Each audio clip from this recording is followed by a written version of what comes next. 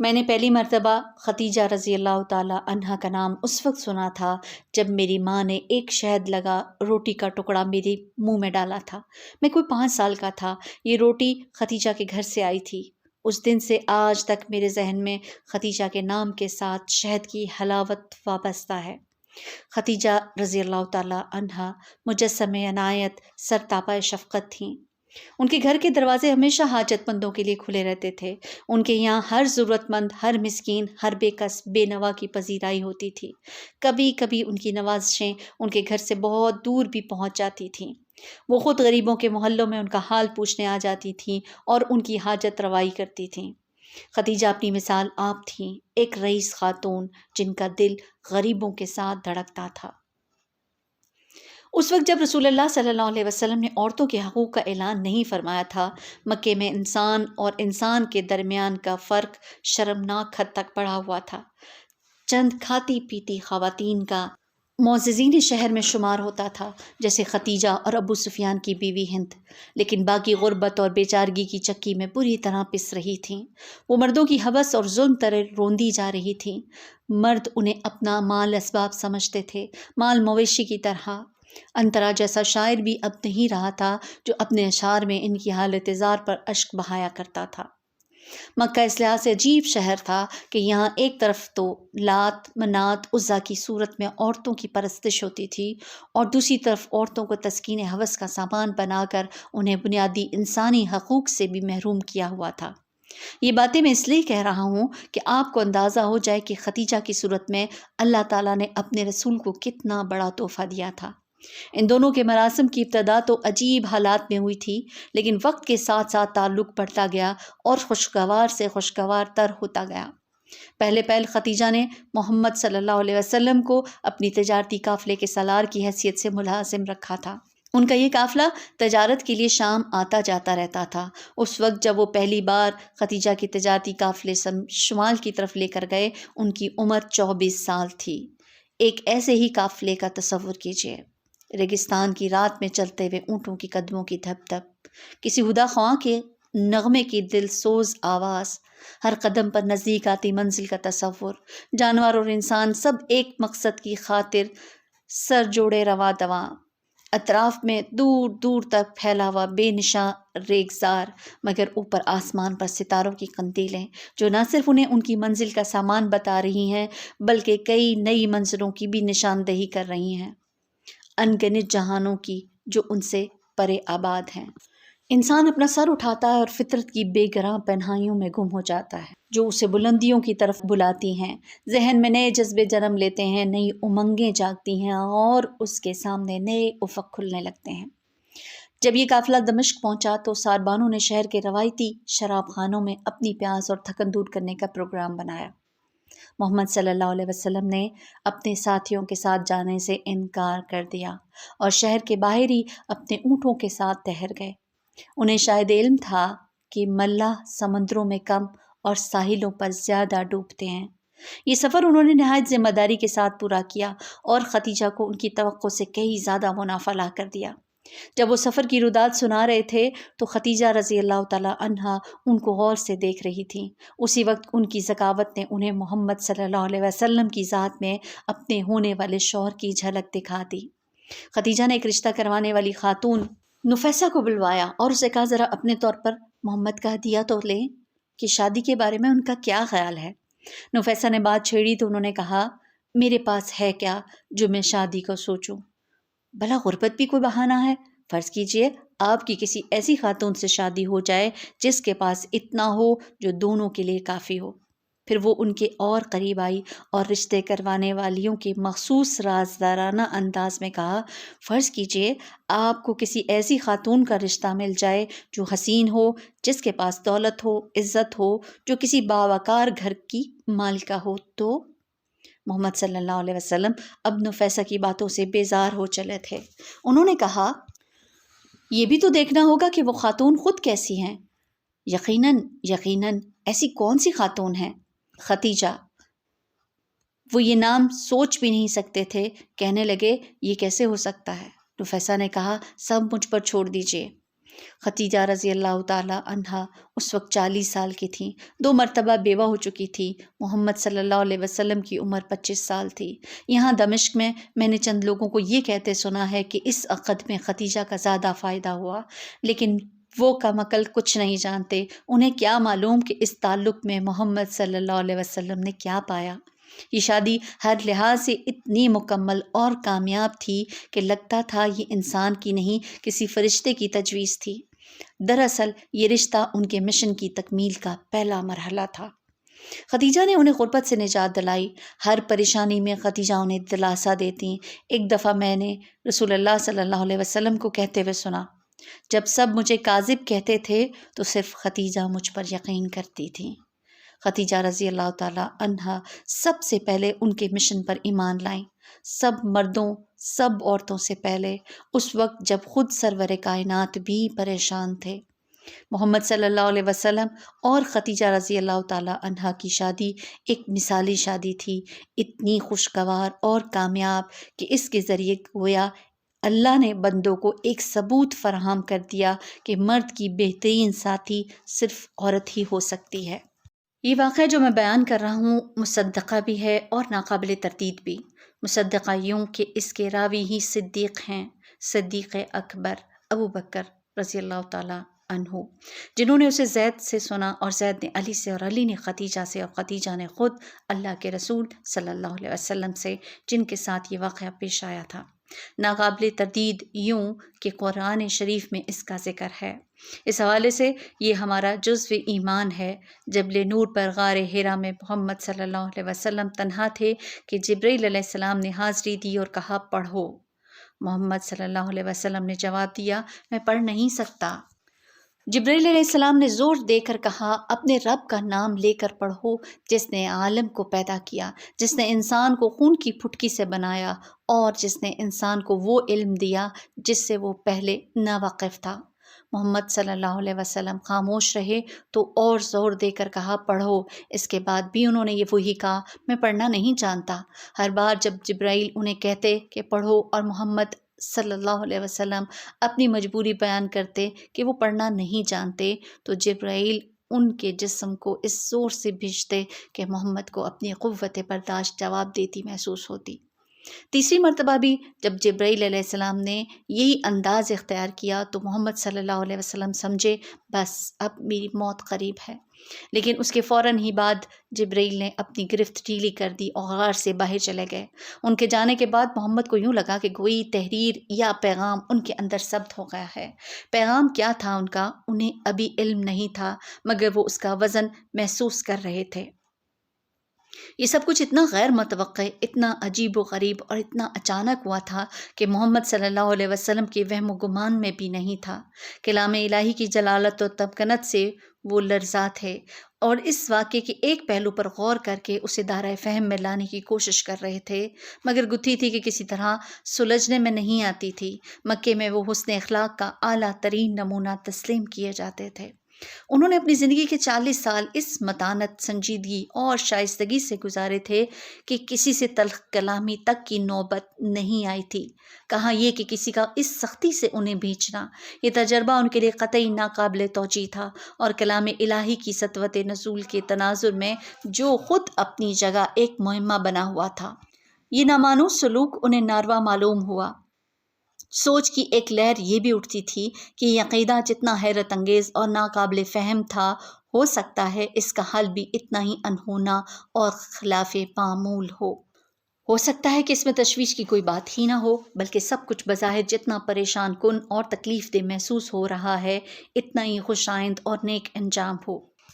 इसी कैफियत में वो लरज़ते कांपते गारे हिरा से बाहर आए और हैरत के आलम में आहिस्ता आहिस्ता कोए हिरा की बुलंदी पर उस सिमत में चढ़ना शुरू कर दिया जिधर से नीचे उतरने का रास्ता था। अभी निस्फ़ रास्ता भी तय नहीं हुआ था कि जिब्राइल उन्हें दोबारा नज़र आए। इस बार वो इंसानी शक्ल में थे और उफ़क़ पर खड़े थे। मोहम्मद सल्लल्लाहु अलैहि वसल्लम जिस सिमत भी रुख करते, शुमाल, जनूब, मशरिक़, मग़रिब, उन्हें मौजूद पाते। फिर एक बार उन्हें उनकी आवाज़ सुनाई दी, मोहम्मद सल्लल्लाहु अलैहि वसल्लम, तुम अल्लाह के रसूल हो और मैं जिब्राइल हूँ। हैरत और परेशानी की इसी आलम में वो तेज़ तेज़ कदम उठाते हुए अपने घर की तरफ रवाना हो गए। सारा बदन कांप रहा था। घर पहुंचते ही बिस्तर पर लेट गए और कई कंबल अपने ऊपर ओढ़ लिए। सर मुंह सब ढांप लिया। अल्लाह ताला ने इसी मौके की मुनासबत से उन्हें मुद्दस्सर कहकर पुकारा था। मुद्दस्सर यानी छुपने वाला, अपने आप को ढांपने वाला। रब्बी जुल जलाल वल इकराम को तो इल्म था कि उसने क्या कहा है और क्यों कहा है। इसका पैगाम पहुंचने पर मोहम्मद सल्लल्लाहु अलैहि वसल्लम की जो हालत हुई थी और इस अक़ल को हैरान कर देने वाले रूहानी तजर्बे के बाद वो जिस कैफियत से दो चार थे, वो भी अल्लाह जल्ल शाअनहू के इल्म में था। लेकिन सब कुछ एक खैर अजीम की खातिर हो रहा था और नागुज़ीर था। इधर मोहम्मद सल्लल्लाहु अलैहि वसल्लम का दिल का हाल ये था कि इस वाक़े के तकरीबन 1 घंटे बाद भी वो अपने आप को कंबलों में समेटे उसके रमूज़ व नक़ात, उसकी तोजी और तोसी में मसरूफ़ मुजस्समे सवाल बने हुए थे। ये रोयत वाकई मन जानिब अल्लाह थी या शैतान ने उन्हें धोखा दिया था। ऐसा तो नहीं कि फ़िलवाक़े कुछ भी ना हो और उनके जहन ने अज़ खुद कुछ हौले खड़े कर लिए हों। ये तो वो जानते थे कि वो तो महज इंसान हैं। बदन की कपकपी थी कि ख़त्म होने में नहीं आ रही थी। उन्होंने कुछ और कंबल ओढ़ लिए। इतने में खदीजा आ गईं तो उन्होंने उन्हें शुरू से आखिर तक सारा वाक़या तफसील से सुनाया। ऐसे भी लोग हैं जिन्हें वाक़यात में रंगमेज़ी का शौक़ होता है। उन्होंने इस वाक़े से भी बहुत सी कहानियाँ मंसूब कर रखी हैं, मगर इस किस्म की खुशकुन रंगमेज़ियाँ खाना बदोश के आलाओं के गिर्द ही सजती हैं, तारीख़ के अवराक़ को ज़ेब नहीं देती। मैं तो वही कहूँगा जो मैं जानता हूँ। रब्बे करीम ने खदीजा को बड़ी बसीरत से नवाजा था। उन्होंने अपने ख़ावंद को तसल्ली दी, उनका खौफ ख़त्म करने की कोशिश की, उनके ख़दशात दूर करने के लिए दलाइल दिए। सबसे बड़ी बात यह है कि उन्होंने सारी सूरत हाल का इदराक कर लिया और उस वक्त जब हजूर अकरम सल्लल्लाहु अलैहि वसल्लम को भी यकीन नहीं था कि क्या हुआ है, कुछ हुआ भी है या नहीं, वो इस वाक़े की सेहत पर ईमान ले आईं। उनके ईमान ने रसूल सल्लल्लाहु अलैहि वसल्लम को हौसला दिया। खदीजा ने उनसे कहा कि अगर अल्लाह ताला वाकई रहीम व करीम है और अपने बंदों का ख्याल रखने वाला है तो वो एक नेक और सच्चे इंसान को कभी किसी अजाब में मुब्तला नहीं करेगा। वो सारी रात हजूर सल्लल्लाहु अलैहि वसल्लम के साथ जागती रहीं और लम्हे लम्हे बाद उनको जिब्राइल अमीन के अल्फाज दोहरा दोहरा कर बावर कराती रहीं कि मोहम्मद आप वाकई अल्लाह के रसूल हैं। उस रात को लैलतुल क़द्र कहते हैं, क़ुव्वत व जबरूत की रात, अज़मत व जलालत की रात। उस रात अल्लाह गफ़ूर व रहीम ने इंसान को रोशनी अता की और उस पर अपनी रहमतों का नज़ूल फरमाया। उस रात उसने जिब्राईल को कुराए अर्ज़ पे भेजा। उस रात उसने अपने रसूल को अपना पहला पैगाम पहुँचाया। वो रात हज़रत खदीजा रज़ी अल्लाह तआला अन्हा की ईमान लाने की रात थी। इसी मुनासबत से इस अजीम और बरगज़ीदा खातून को उम्मुल मोमिनीन का लक़ब अता हुआ। बाद में दीगर अज़वाज मुतहरात ने भी यही लक़ब पाया। कोई यकीन से नहीं कह सकता कि ये रात कब आती है।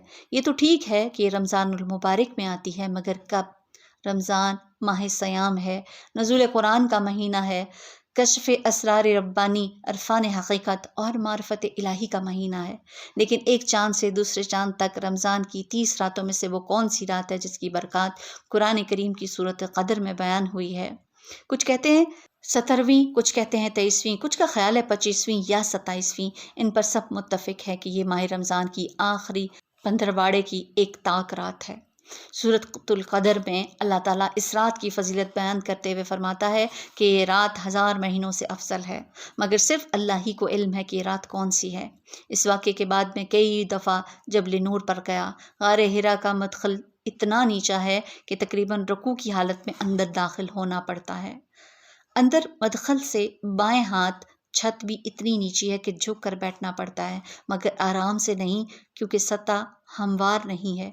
इसी नाहमवार सतह पर बैठ जाएं। इस तरह के दाखिल होने की जगह आपके दाएं हाथ की तरफ हो और बाएं तरफ और सामने गार की चट्टानों में से 4-4, 6-6 उंगली की दरसें हैं। लंबाई के रुख पर तकरीबन 3-3, 4-4 फुट लंबी। इन दर्जों से हवा भी आती है और रोशनी भी। एक ख़ास रुख से बैठें। बाएं हाथ की दर्जों से खाना काबे की इमारत साफ नज़र आती है।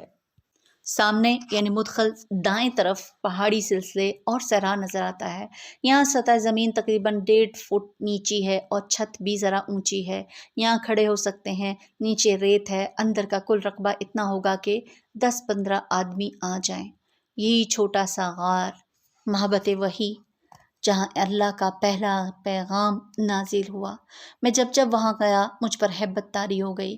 میرے گھٹنے میرا ساتھ نہیں دے پاتے تھے اور مجھے کھڑا رہنے کے لیے کسی چٹان کا سہارا لینا پڑتا تھا۔ انسان پہاڑ کی بلندی پر کھڑا ہو تو دور دور تک دیکھ سکتا ہے۔ ساری چیزیں کتنی چھوٹی چھوٹی، کتنی بدلی بدلی سی نظر آتی ہیں۔ زاویہ نگاہ بھی چیزوں کو کیا سے کیا بنا دیتا ہے۔ ہیرا سے مکے کی طرف دیکھیں اور پھر مکے کی پہاڑوں سے ادھر حجاز کی وسطوں پر نظر دوڑائیں جہاں قبائل آباد ہیں، قافلے رواں ہیں، چرواہے صدیوں سے اپنے گلوں کی نگہبانی کر رہے ہیں۔ ایک پوری دنیا بسی ہوئی ہے، مگر یہاں ہیرا کی بلندی سے یوں لگتا ہے جیسے ساری کائنات جامد و ساکت ہے، نہ کوئی حرکت ہے اور نہ آواز، بس اللہ بول رہا ہے اور بندہ سن رہا ہے۔ طلوع اسلام کے اولین شاہدوں کی حیثیت سے ہم قابل رشک ہیں، مگر کئی لحاظ سے ہم قابل رحم بھی ہیں۔ ہم ہمہ وقت اس خوف سے لرزاں رہتے تھے کہ ایسا نہ ہو ہمارے ذہنوں میں اس نئے علم کو سمجھنے کی گنجائش ہی نہ ہو۔ نوح علیہ السلام بھی تو اسی الہامی علم کی روشنی سے خوفزدہ ہو کر چھپ گئے تھے۔ ہم محدود صلاحیتوں کے لوگ تھے، ہم تو ایک جماعت ترتیب دینے کے بھی اہل نہیں تھے، کہاں یہ کہ ہم ان عظیم روحانی صداقتوں کو جو ہمارے دلوں میں اتر چکی تھیں خانوں خانوں میں رکھ کر ان کو کوئی نام دیتے اور ان کو نفس مضمون کے اعتبار سے کسی منطقی ضابطے میں لاتے۔ دل سے کسی الہامی سچائی کو محسوس کر لینا اور بات ہے، اور دماغ سے اس کی جزیات کو سمجھنا اور اس پر عمل پیرا ہو کر اسے جزو حیات بنا لینا دوسری بات۔ یہ رسالت مآب کا ہی کام تھا کہ انہوں نے ایک الہامی پیغام کو ایک معاشرتی حقیقت بنا دیا۔ آج کل کے نوجوان بڑے سیانے ہیں، ان کے ذہنوں میں علم کے انبار لگے ہیں۔ ہمارے پاس کیا تھا؟ ہماری ذہنی تاریکیاں اور پہلی پہلی آیتوں کے چھوٹے چھوٹے چراغ۔ قل هو اللہ احد اللہ الصمد لم یلد ولم یولد ولم یکن لہ کفوا احد۔ لیکن میرے خیال میں اللہ تعالیٰ کا اولین مقصد اپنی مخلوق کی حفاظت کرنا ہے، اسے خارجی علوم سکھانا نہیں ہے۔ اللہ کی ذات کا واسطہ حکمت اور ابدیت سے ہے، خارجی اور ثانوی علوم سے نہیں۔ یہ علوم اللہ تبارک و تعالیٰ کی ازلی حکمت کو سمجھنے میں مدد دے سکتے ہیں، اس کا متبادل نہیں ہو سکتے۔ قرآن کریم اللہ تعالیٰ کی اسی حکمت اور ابدیت کا صحیفہ ہے، مادی نفسیات سے بلند تر اور عین حقیقت۔ میرے خیال میں اس کے رموز و اسرار کا انسانی منطق پر پورا اترنا لازم نہیں ہے، کیونکہ یہ عین حقیقت کائنات کے دل کی دھڑکن ہے جو مرکز و محور کائنات سے ابھرتی ہے۔ قرآن کریم کا ہر لفظ ایک حوالہ ہے جس سے رشد و ہدایت کے کبھی نہ خشک ہونے والے سوتے پھوٹتے رہتے ہیں۔ کائنات کی بیرونی حدود پر بسنے والے انسان اگر قرآنی حروف کا مکمل ادراک نہ بھی کر سکیں تب بھی یہ حقیقت عظمیٰ اپنی جگہ مسلم رہتی ہے۔ قرآن کریم کے ذریعے منشاء الہی کی فہم ہم میں سے ہر ایک کو محمد صلی اللہ علیہ وسلم کی ذات سے حاصل ہوئی۔ عائشہ رضی اللہ تعالیٰ عنہا نے ایک بار فرمایا تھا کہ وہ قرآن ناطق ہے، ان کے قول و فعل سے ہم پیغام الہی کے رموز جاننے کی کوشش کرتے رہتے تھے۔ جو میری سمجھ میں آیا وہ یہ ہے کہ انسان دنیاوی حرص و ہوس سے کنارہ کش ہو کر ذات الہی سے منسلک ہو جائے۔ اگر اسے اللہ کی ذات کا اس حد تک ادراک نہیں ہو پاتا کہ وہ اس سے عشق کر سکے تو کم از کم اتنا ضرور ہو کہ وہ اس کے جلال و ہیبت سے آشنا ہو جائے۔ مجھ جیسے چھوٹے چھوٹے ذہنوں کے کم مایہ لوگ ماورائی حقیقتوں کو سمجھنے کے لیے مادی علامتوں کا سہارا لیتے ہیں۔ میں جب خود کو اللہ تعالیٰ کے حضور پیش کرتا ہوں تو مجھے لگتا ہے کہ میں کسی بلند و بالا برف پوش پہاڑ پر تنہا گہرے گہرے سانس لے کر برف سے دھلی صبح کی شفاف اور پاکیزہ فضا کو اپنے وجود میں جذب کر رہا ہوں۔ تازہ فضا سے میرا سینہ کشادہ ہوتا جا رہا ہے اور اس طرح شرح صدر اور کشادگی کے راستے سے اللہ تعالیٰ کا نور میرے اندر سرایت کرتا جا رہا ہے، اور پھر جتنا کچھ اس مٹی کے کوزے میں سما جائے اس کی کثافت جتنی لطافت سمیٹ سکے یہی میرے نزدیک قرب الہی ہے، جس کی ترغیب اور توفیق دونوں ذات الہی سے ملتی ہیں اور جو انسان کو انسانوں کی عقائیت سے نجات دلاتا ہے۔ ہند سچ کہتی تھی، میں تو واقعی واعظ بنتا جا رہا ہوں۔ میں نے بارہا رسول اللہ صلی اللہ علیہ وسلم کو نزول وحی کے وقت دیکھا ہے، وہ بیٹھے بیٹھے، کھڑے کھڑے، لیٹے لیٹے یا جس حال میں بھی ہوں کانپنے لگتے تھے اور ادھر ادھر کوئی تخلیہ تلاش کرنے لگتے تھے۔ سرد ترین راتوں میں نے ان کا چہرہ پسینے سے شرابور دیکھا ہے۔ ایک بار نہیں، کئی بار میں نے وہ کرب محسوس کیا ہے جس میں وہ مبتلا ہو جاتے تھے۔ سارے بدن پر لرزہ، پریشانی کے عالم میں اپنی پسلیوں کو زور زور سے بھیجتے تھے۔ کبھی ایک ایک گھنٹہ خاموش رہتے اور نہ کچھ کہتے، نہ ہمیں کچھ عرض کرنے کی جرت ہوتی تھی۔ نزول وحی اچانک ہوتا تھا۔ رسول کریم صلی اللہ علیہ وسلم کو پہلے سے کوئی اشارہ نہیں ملتا تھا۔ کبھی گفتگو کے دوران میں، کبھی اپنے گھر کے اندر چلتے پھرتے، کبھی اونٹ پر بیٹھے بیٹھے۔ ایسے موقعوں پر وہ فوراً اونٹ سے اتر آتے تھے اور اپنے آپ کو اپنی عبا میں چھپا لیتے تھے۔ نزول وحی کے وقت کبھی انہیں گھنٹیاں سی سنائی دیتی، کبھی پروں کی پھڑپھڑاہٹ کی آواز، کبھی زنجیروں کی جھنکار۔ ایک فرشتہ ان کی خدمت میں حاضر ہو کر ان سے ہم کلام ہوتا، لیکن ہم جو ان سے صرف ایک ہاتھ کے فاصلے پر بیٹھے ہوتے تھے، نہ سن سکتے تھے اور نہ ہی کچھ دیکھ سکتے تھے۔ رسول پاک صلی اللہ علیہ وسلم اس روحانی تجربے کے کرب سے باہر آنے کے بعد اس الہام کو بیان فرماتے تھے۔ اس پیغام کا ایک ایک لفظ، ایک ایک حرف، ایک ایک زیر زبر من و عن ارشاد الہی کے مطابق۔ اس کے بعد یہ آیات ربانی کسی کھال پر یا چھال پر یا کسی صاف ہڈی پر جو بھی اس وقت موجود ہو لکھ کر محفوظ کر لی جاتی تھی۔ ایسے موقعوں پہ جب میں ان کے کرب کی کیفیت دیکھتا تو مجھ سے برداشت نہ ہوتا۔